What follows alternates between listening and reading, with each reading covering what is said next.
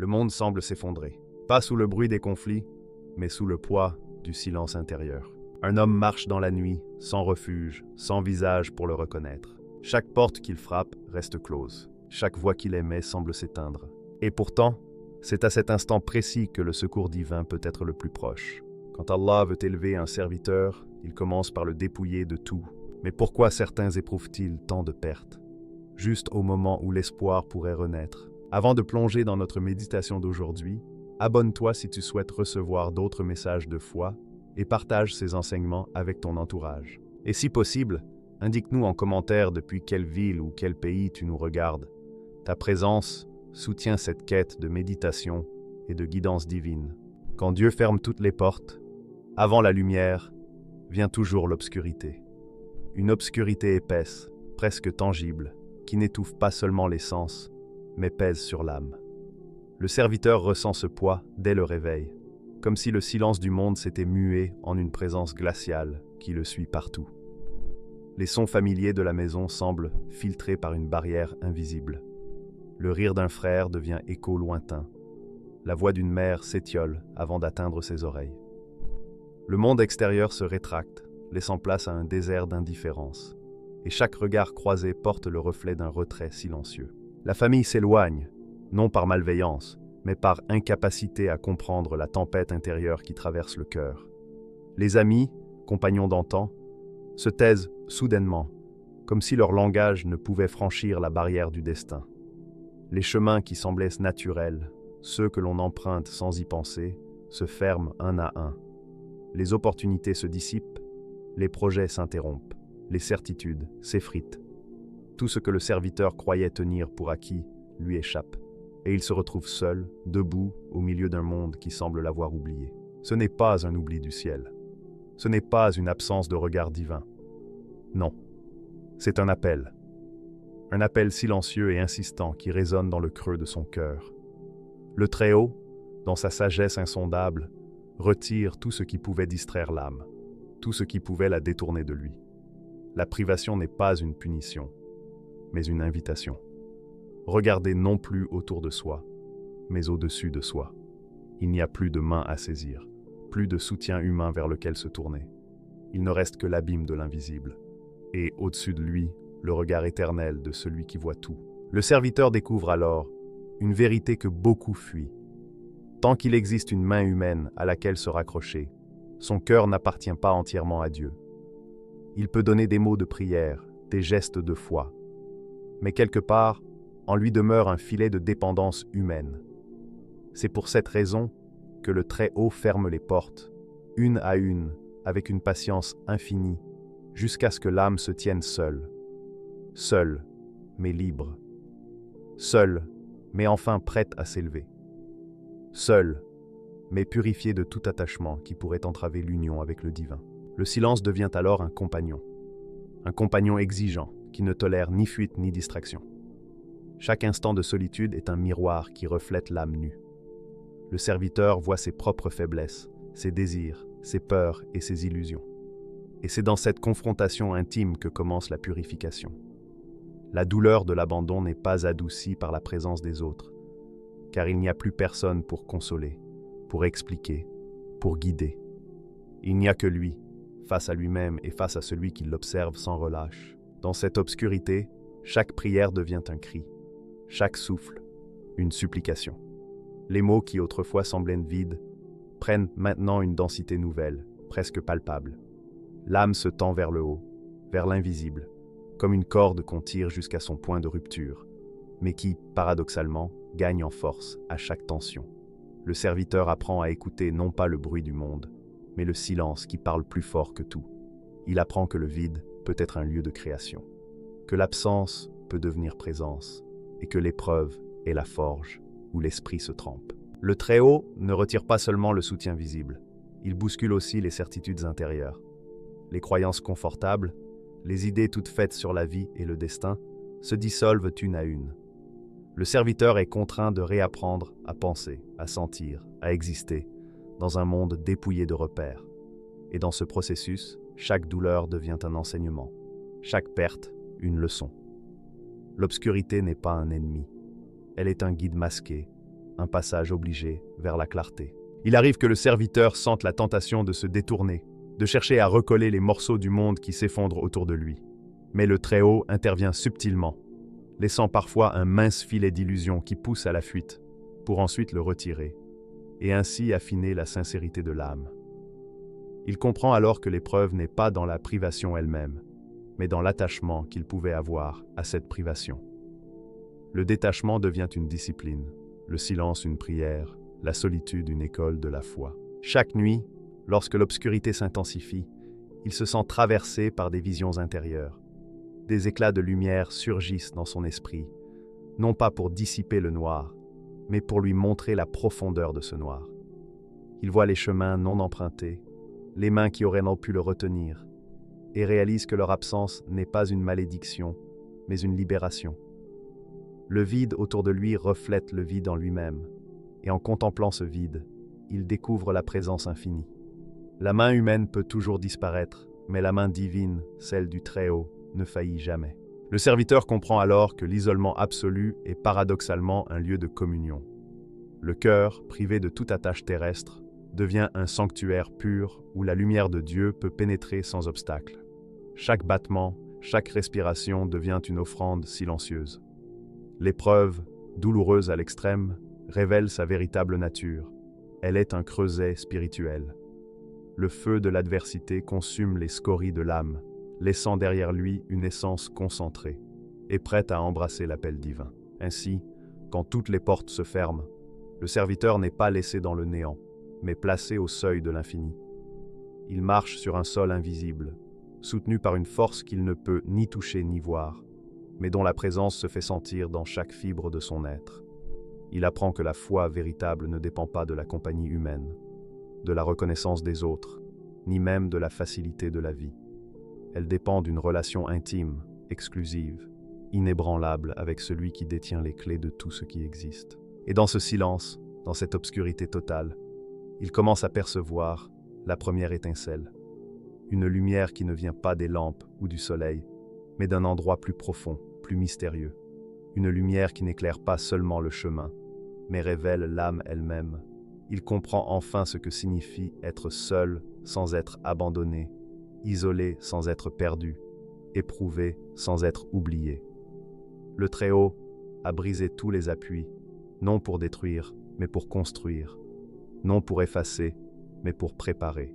L'âme face à l'épreuve. Puis viennent les épreuves.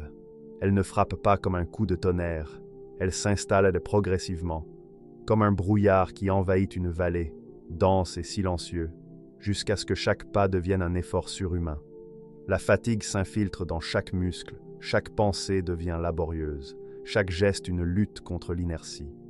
Le corps semble trahir l'esprit, et pourtant, c'est dans cette trahison même que l'âme commence à comprendre sa vraie force. Le doute s'immisce ensuite, subtil, persistant. Il n'a pas besoin de hurler pour être entendu. Il s'invite dans les replis de la conscience, dans les questions qu'on se pose à voix basse, dans les hésitations devant l'ombre de soi-même. Pourquoi moi? Pourquoi maintenant? Pourquoi tout semble s'effondrer autour de moi?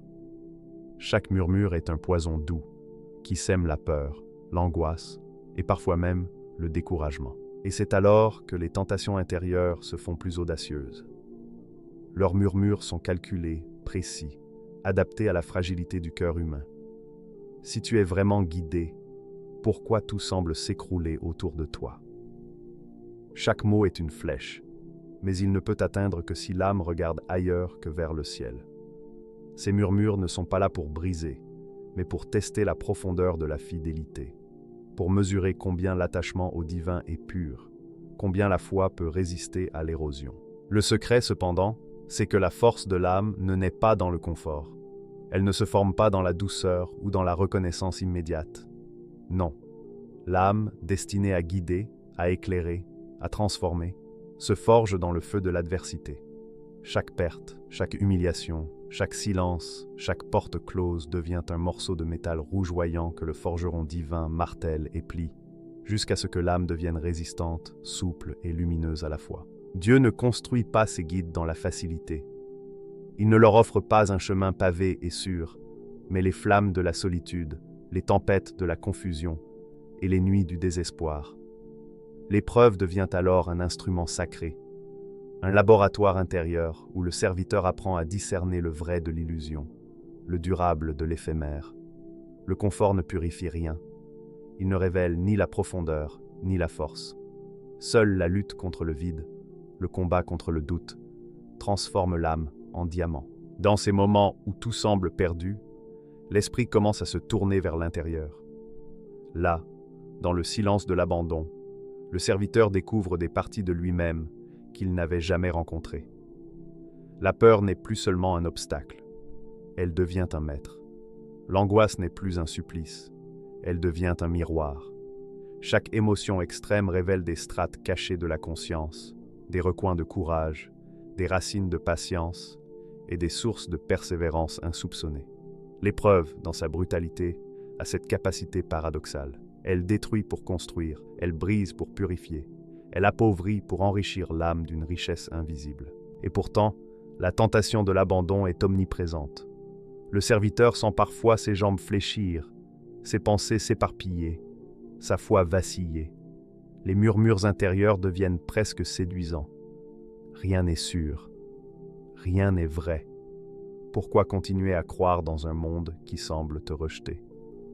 Dans ces instants, il comprend que la véritable épreuve ne réside pas dans ce qui lui est imposé par l'extérieur, mais dans sa capacité à résister à l'intérieur.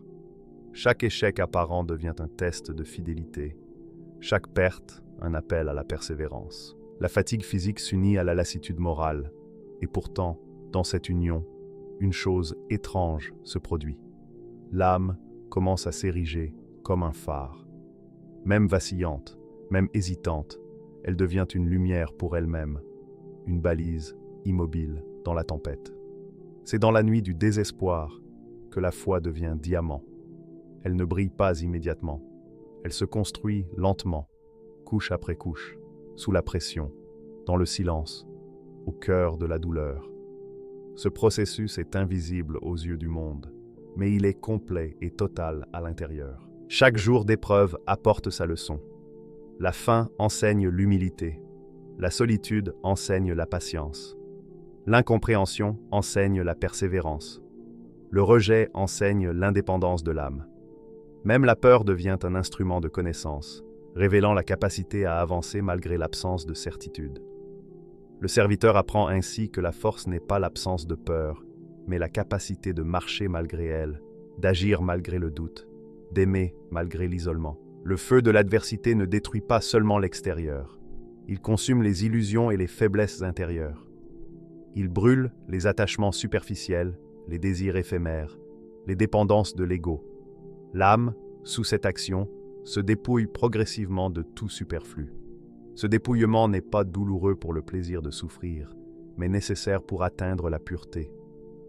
Comme l'or que l'on fond pour éliminer les impuretés, l'épreuve est un feu sacré, où le serviteur est à la fois l'argile et le sculpteur, le métal et le forgeron. Dans ce processus, une relation intime se tisse avec Dieu. Ce n'est plus une relation basée sur la facilité ou la satisfaction des besoins immédiats, mais une union profonde, silencieuse, presque fusionnelle. L'épreuve est le langage par lequel Dieu parle à l'âme. La douleur devient parole, le doute devient question, la solitude devient dialogue. Chaque souffle, chaque battement de cœur, chaque larme devient un acte de prière silencieuse. L'âme apprend à se tenir seule, mais jamais seule, dans l'essence de l'existence. Et c'est dans ce face-à-face avec l'adversité que le serviteur découvre la véritable signification de son appel. Les récompenses ne sont pas visibles ni tangibles. Elles ne résident pas dans le confort, la reconnaissance ou la victoire facile.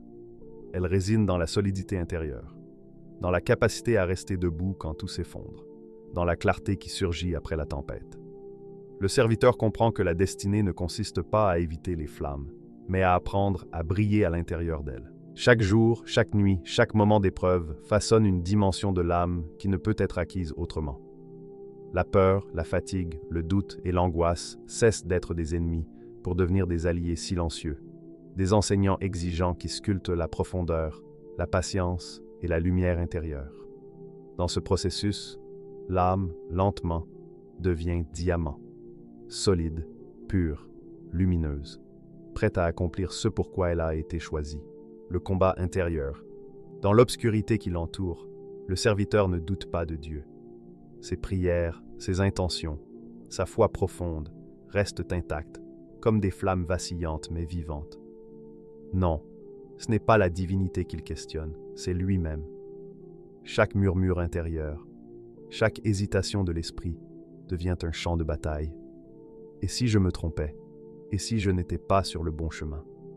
Ces questions, simples en apparence, s'infiltrent comme des racines dans le sol fragile de son assurance, cherchant à le faire vaciller. La guerre est invisible, silencieuse, mais totale.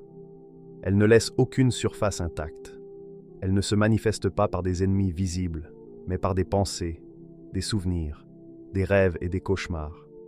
L'ego s'élève comme une ombre imposante, projetant des illusions de grandeur, de doute et de peur. Chaque réflexion devient une arme potentielle. Chaque battement de cœur, un écho de défi. Le serviteur marche sur un champ de bataille où la frontière entre l'ami et l'ennemi est floue, car l'ennemi est lui-même, ou plutôt l'image déformée qu'il a de lui-même. Les nuits deviennent des arènes. Les heures silencieuses résonnent de conflits intérieurs. Un souffle contre un souffle, une pensée contre une autre. Il se voit dans des miroirs invisibles, parfois courageux, parfois tremblants, parfois héroïques, parfois faibles.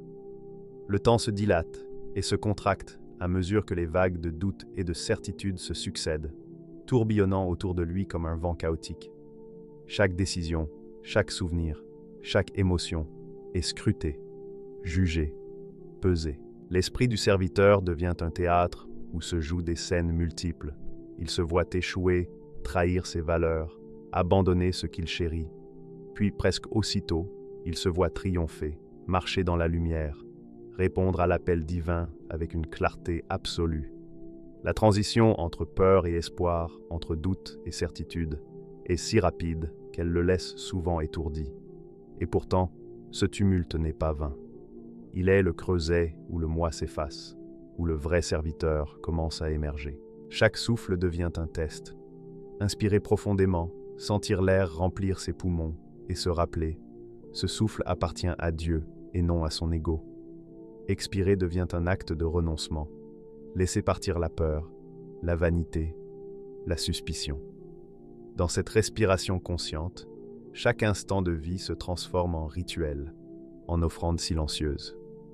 Le corps et l'esprit sont mis à l'épreuve ensemble, comme un instrument qu'on accorde, tendu entre tension et harmonie.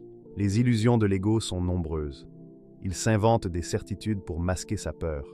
Il se persuade de sa grandeur pour dissimuler son impuissance. Il se raconte des histoires pour échapper à l'intensité de la solitude. Et pourtant, chacune de ces illusions se heurte à une vérité plus profonde. Le serviteur sait que seule l'acceptation de sa fragilité, de sa dépendance envers Dieu, peut le rendre fort.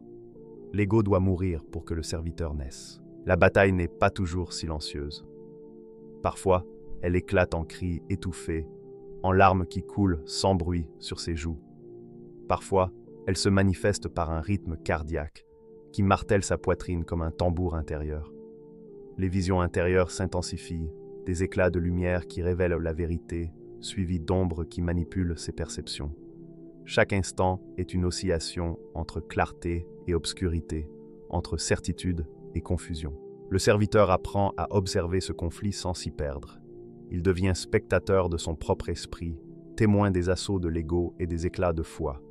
Il développe une attention aiguë, presque chirurgicale, capable de distinguer la peur de la vérité, l'illusion de la lumière. C'est une maîtrise qui ne vient pas de la force extérieure, mais de la patience et de l'observation. Le champ de bataille intérieur devient une école. Chaque erreur est une leçon, chaque doute un maître silencieux. Les nuits sont longues, les ombres semblent vouloir l'engloutir, et chaque respiration exige un effort de volonté. Mais c'est dans cette confrontation que le serviteur découvre des réserves insoupçonnées. Des forces surgissent des endroits les plus inattendus. Un souvenir d'amour, une parole entendue autrefois, une image de justice ou de beauté. Ces éclats deviennent des phares dans l'obscurité intérieure, des points d'ancrage pour continuer le combat. Chaque victoire est minuscule, mais essentielle. Résister à un doute particulier, affronter un mensonge intérieur, choisir la lumière plutôt que la peur, toutes ces petites victoires s'accumulent, comme des pierres jetées dans un fleuve en crue, créant un chemin sûr dans l'eau tumultueuse. Peu à peu, le serviteur sent son moi s'effacer, ses illusions tomber, son ego se dissoudre. Ce n'est pas une disparition douloureuse, c'est une transformation, une libération de l'âme de ses chaînes invisibles. Dans ce combat, l'espace et le temps semblent se dilater. Les secondes deviennent des heures, les heures deviennent des éons. Chaque pensée est un monde entier, chaque émotion, un univers.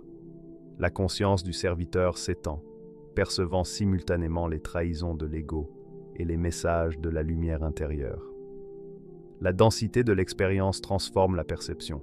Ce qui était auparavant linéaire devient multidimensionnel, et le serviteur commence à voir au-delà des limites ordinaires de l'esprit humain. Il découvre que la victoire ne réside pas dans la destruction des illusions, mais dans l'acceptation de leur existence et le choix constant de ne pas s'y attacher. L'ego ne peut être éliminé par la force, seulement transcendé par la conscience et la discipline intérieure. Chaque pensée négative devient un nuage traversant le ciel clair de l'esprit, visible, mais non capable de l'obscurcir. Ainsi, dans ce conflit permanent, une forme de paix émerge.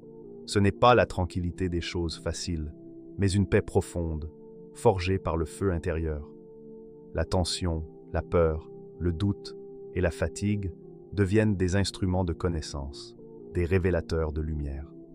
Le serviteur commence à comprendre que le vrai serviteur n'est pas celui qui ne connaît jamais la peur, mais celui qui, malgré la peur, choisit constamment la lumière, qui accepte de se perdre pour mieux se retrouver dans le divin. Et dans cette lutte incessante, quelque chose d'essentiel se produit. Le moi s'efface, non pas dans l'oubli, mais dans la transcendance. Le serviteur cesse de se mesurer à lui-même, cesse de se comparer aux autres, cesse de chercher validation ou reconnaissance. Il devient simplement réceptacle, miroir, serviteur. Et c'est là que naît le serviteur véritable, humble, pur, concentré sur sa mission, indifférent aux illusions, mais entier dans sa présence spirituelle. Le combat intérieur ne s'achève jamais complètement. Il persiste comme un flux continu, comme le courant d'une rivière invisible. Mais chaque bataille gagnée, chaque pensée domptée, chaque souffle conscient le rapproche de l'état où le divin peut pleinement résider en lui. Chaque effort intérieur est un pas vers l'union. Chaque lutte contre soi-même est une clé pour déverrouiller la lumière. Et c'est dans cette obscurité, dans cette guerre silencieuse et incessante, que le serviteur apprend la plus grande des leçons. La véritable force ne se mesure pas à l'absence de combat, mais à la capacité de rester fidèle, clairvoyant et humble malgré le tumulte. Il comprend enfin que le serviteur parfait n'est pas celui qui ne vacille jamais, mais celui qui, même vacillant, avance toujours vers la lumière. Le secret de la transformation. Un jour, au cœur de cette nuit intérieure, tout change. Non par un coup de tonnerre, non par un miracle spectaculaire, mais par un souffle subtil, imperceptible. Une vibration dans l'air, un frisson sur la peau, un murmure que seul le cœur peut entendre. C'est comme si le monde lui-même retenait son souffle, suspendu à l'instant précis où le ciel décide de tendre sa main à l'âme qui s'est tenue debout dans la tempête. Le serviteur ne le voit pas immédiatement. Il ne s'agenouille pas, ne tombe pas en adoration. Il ne ressent pas la lumière d'un éclat aveuglant. Au lieu de cela, une paix tranquille s'installe, douce et infinie, comme l'eau calme après le déchaînement d'un orage. Une paix qu'aucun mot ne peut contenir, qu'aucune pensée humaine ne peut analyser. Elle est là, pourtant tangible, comme un parfum subtil qui remplit l'espace intérieur et fait vibrer chaque fibre de son être. C'est le moment de l'Islah, la correction divine. Un moment rare et précieux, où le divin ouvre le voile de l'épreuve et révèle ce que le cœur, jusqu'alors assiégé par la peur et le doute, était incapable de percevoir. L'Islah n'est pas simplement un retour à la lumière, mais une transformation. Ce n'est pas la restitution de ce qui a été perdu. Ce qui s'efface n'est pas la richesse matérielle, l'affection des hommes, ou même les certitudes que l'on croyait essentielles. Ce qui disparaît, ce sont les illusions. Les chaînes invisibles qui emprisonnaient l'âme, les mensonges doux que l'ego répétait pour se protéger, la peur qui masquait la vérité. Tout cela se dissout dans un souffle silencieux, laissant l'âme nue et brillante. Le serviteur sent une légèreté nouvelle, un détachement qui n'est pas une fuite, mais un éveil. Chaque souffle devient clair, chaque pensée pure, chaque émotion limpide. Il n'y a plus de confusion, plus de brouillard intérieur. Même le temps semble s'étirer, comme si l'instant de l'isla contenait tous les autres instants passés et à venir, les liant dans une unité parfaite. Il comprend que ce qu'il croyait être des pertes n'étaient que des passages nécessaires. Il n'a jamais rien perdu, sauf ce qui était illusoire. C'est une renaissance silencieuse.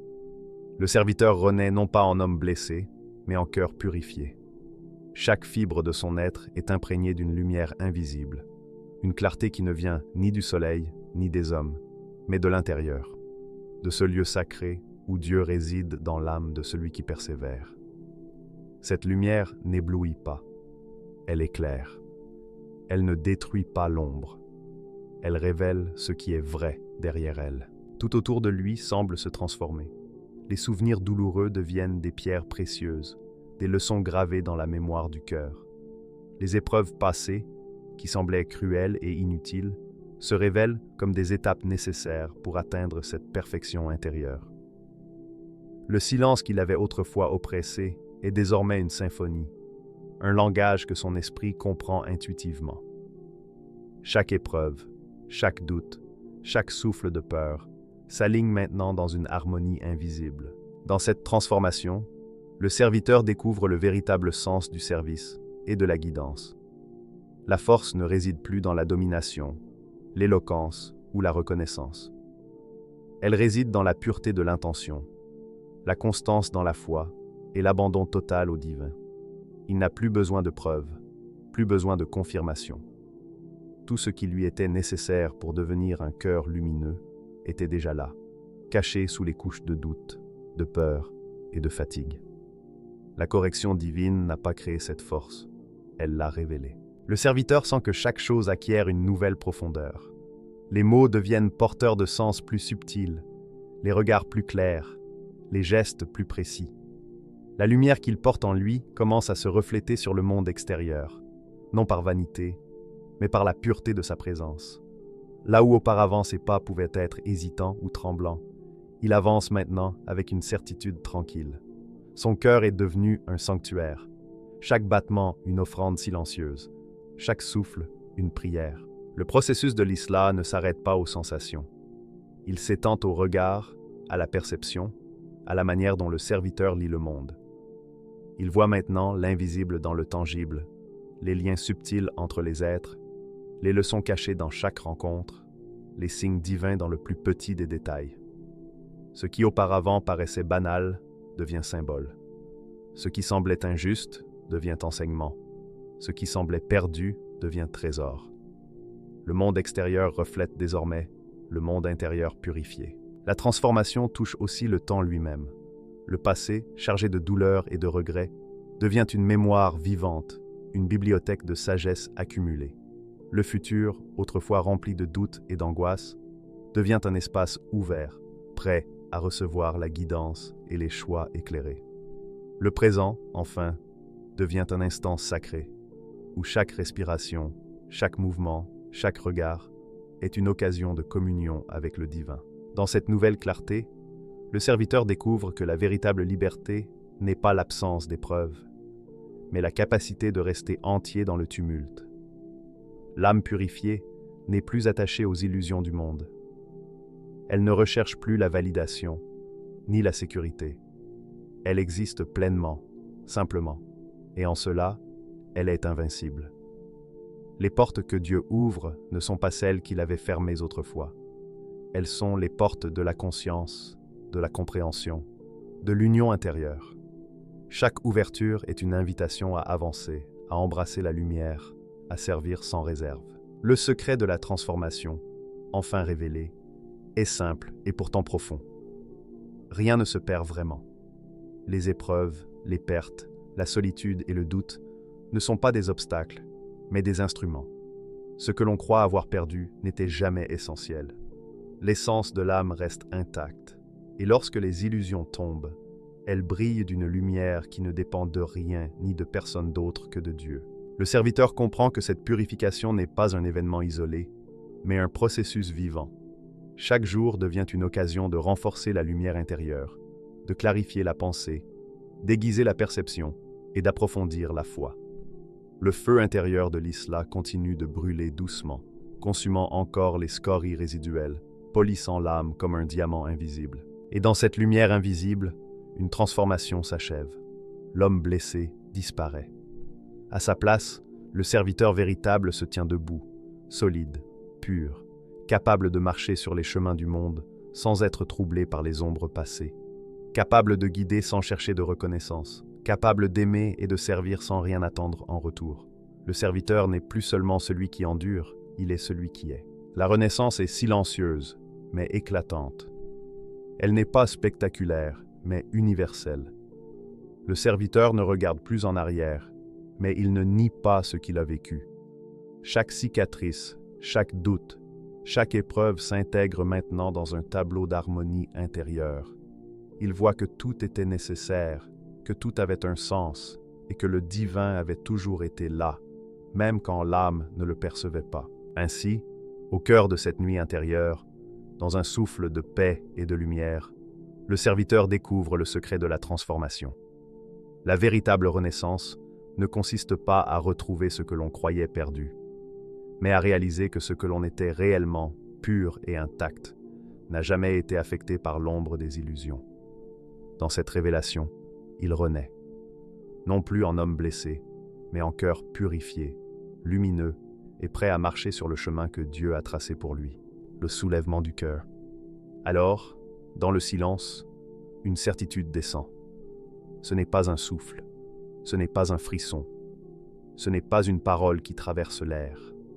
C'est un écho qui traverse l'âme, profond, irréfutable, indiscutable. Lève-toi, ton heure est venue. La voix n'a pas besoin de vibrations audibles. Elle résonne directement dans le cœur, dans le lieu où les pensées ordinaires s'inclinent et où l'esprit se dépouille de tout doute. C'est une certitude que rien, ni personne ne peut contredire. Une certitude qui n'exige ni justification ni preuve. Le serviteur sent une énergie nouvelle circuler à travers lui, comme un courant invisible parcourant chaque fibre de son être. Chaque cellule semble vibrer en harmonie avec cet appel intérieur. Il réalise soudain que la délivrance n'est pas un miracle soudain, pas un geste divin qui change le monde en un instant. Non, la délivrance est le fruit d'un processus silencieux et long, la purification totale. Toutes les peurs ont été consommées, toutes les illusions dissipées, tout le doute transformé en clarté. La lumière qu'il portait déjà commence enfin à se répandre, visible non par les yeux des hommes, mais par la force intérieure de celui qui l'incarne. Le serviteur se tient debout dans cette certitude. Il n'agit plus par orgueil, car l'ego a été apaisé et purifié. Il n'agit plus par peur, car la peur n'a plus de prise sur son cœur. Chaque mouvement, chaque respiration, chaque pensée est maintenant un acte de pure obéissance. Le corps et l'esprit s'alignent sur le rythme du divin, et l'action devient instinctive, comme si l'univers lui-même avait attendu ce moment pour s'harmoniser autour de sa marche. Dans cette élévation, le monde extérieur semble changer de texture. Le silence n'est plus vide, il est plein de possibilités, rempli de signes subtils que l'œil humain ordinaire ne pourrait percevoir. Les vents qui soufflent, les arbres qui ploient, les étoiles qui brillent, tout devient messager et témoin de cette transformation. Le serviteur sent que son rôle n'est pas seulement de marcher dans ce monde, mais d'en devenir le reflet lumineux, d'incarner cette clarté pour ceux qui errent dans la nuit, ceux qui sont perdus dans le doute, la peur ou la solitude. Chaque pas qu'il fait devient un point d'ancrage pour cette lumière. Il avance, non pas comme un homme qui conquiert, mais comme un porteur de vérité et de guidance. Son cœur, élevé et purifié, rayonne avec une intensité qui ne dépend ni des applaudissements, ni de la reconnaissance. Ceux qui sont prêts à voir commencent à percevoir cette lueur, non comme un guide imposé, mais comme une lumière qui attire naturellement vers la vérité. Le serviteur comprend que son soulèvement intérieur est aussi un signal pour les autres. Quiconque cherche, quiconque est prêt à marcher dans l'obscurité, peut trouver cette lumière. Mais ce n'est pas un feu que l'on impose, c'est un feu que l'on inspire, que l'on transmet par l'exemple, par la constance et par la pureté des intentions. La lumière ne brille pas pour lui seul, elle existe pour ceux qui ont besoin de cheminer, pour ceux qui cherchent à sortir de l'ombre. Dans cette élévation, chaque épreuve passée prend enfin son sens. Les nuits de solitude, les doutes torturants, les échecs apparents, tout cela a été la préparation. La purification n'est pas terminée avec le moment de révélation. Elle continue à travers chaque action, chaque décision, chaque choix de marcher dans la vérité plutôt que dans la facilité. La délivrance n'est pas ponctuelle. Elle est un processus vivant qui se manifeste dans le courage quotidien. Le serviteur ne ressent pas de triomphe égoïste. Il ne célèbre pas la fin des souffrances ou le gain d'un pouvoir. Son cœur est silencieusement rempli d'une joie profonde, qui n'a rien à voir avec l'extériorité du monde, mais tout à voir avec l'harmonie retrouvée entre sa volonté et la volonté divine. Chaque pensée devient prière, chaque mouvement devient service, chaque respiration devient gratitude. C'est ainsi que le cœur véritable se soulève, dans la cohérence entre l'âme et la lumière intérieure. Et alors que l'ombre du doute qui avait plané si longtemps s'efface définitivement, une vision s'ouvre devant lui. Non pas une vision concrète, mais une perception du monde dans sa totalité. Les chemins, les êtres, les cœurs en attente, les âmes en quête. Il voit la nuit, et il voit la lumière que son propre cœur peut allumer dans ce monde. La lumière n'est pas seulement en lui, elle est à travers lui. Chaque action qu'il posera, chaque mot qu'il prononcera, chaque regard qu'il offrira pourra devenir guide pour ceux qui errent. Le soulèvement du cœur n'est pas une étape finale, c'est un point de départ. C'est la naissance d'un mouvement intérieur qui se propage dans le monde extérieur. Le serviteur marche avec la certitude que chaque effort, chaque instant de fidélité à la vérité, construit un chemin lumineux pour ceux qui suivront. Il n'est pas seul, car il est relié à tout ce qui existe, et cette connexion est plus puissante que n'importe quelle force humaine. Dans cette dynamique, chaque respiration, chaque pas, chaque battement de cœur devient un acte de lumière. Il n'y a plus de peur d'échouer, car la vraie réussite n'est pas dans l'accomplissement extérieur, mais dans l'intégrité intérieure. L'ego ne se dresse plus pour réclamer reconnaissance. Il s'efface au profit d'une présence consciente, immuable et rayonnante. La lumière du serviteur n'est pas un éclat éblouissant et destructeur, mais un feu doux et persistant, capable de guider sans imposer, de révéler sans contraindre, de transformer sans briser. Ainsi, dans le silence du monde et le tumulte intérieur, le serviteur se soulève. Ce n'est pas une ascension spectaculaire, mais une montée subtile, irréversible. Chaque pensée pure, chaque choix aligné sur la volonté divine, chaque acte de service devient une marche sur l'échelle invisible qui relie l'homme à l'éternel. La lumière qui se dégage de son cœur n'est pas pour lui seul. Elle est un phare pour ceux qui traversent la nuit, pour les âmes en quête de clarté. Et dans ce soulèvement, une vérité essentielle se révèle. La délivrance n'est jamais un cadeau gratuit, mais le résultat d'un long processus de purification et de fidélité. Ce n'est pas le hasard qui transforme, mais la constance, la patience et la confiance dans le divin. Chaque épreuve, chaque doute, chaque instant d'ombre devient le catalyseur de la lumière qui s'élève. Ainsi, l'âme purifiée devient lumière et la lumière devient guide. Le serviteur avance maintenant avec cette certitude intime, silencieuse mais vibrante. Les portes que Dieu avait fermées sont ouvertes, non pas pour restaurer ce qui était perdu, mais pour révéler ce qui était déjà parfait en lui. Il comprend que sa mission n'est pas de chercher, mais de refléter, non de conquérir, mais de guider, non de briller pour lui-même, mais de servir comme lumière pour ceux qui errent dans la nuit. Chaque pas, chaque souffle, chaque action s'inscrit dans ce mouvement universel, le soulèvement du cœur, l'émergence de l'âme purifiée, la transformation du serviteur en guide lumineux. Le serviteur n'est plus celui qui attend ou doute, il est celui qui agit, silencieusement, mais avec certitude. fermement ancré dans la vérité intérieure, rayonnant la lumière qui éclaire la nuit. Ainsi s'accomplit le soulèvement du cœur. Une ascension qui n'a pas de sommet visible, une lumière qui n'a pas besoin de reconnaissance, une puissance qui ne s'exerce pas par force, mais par présence, pureté et obéissance.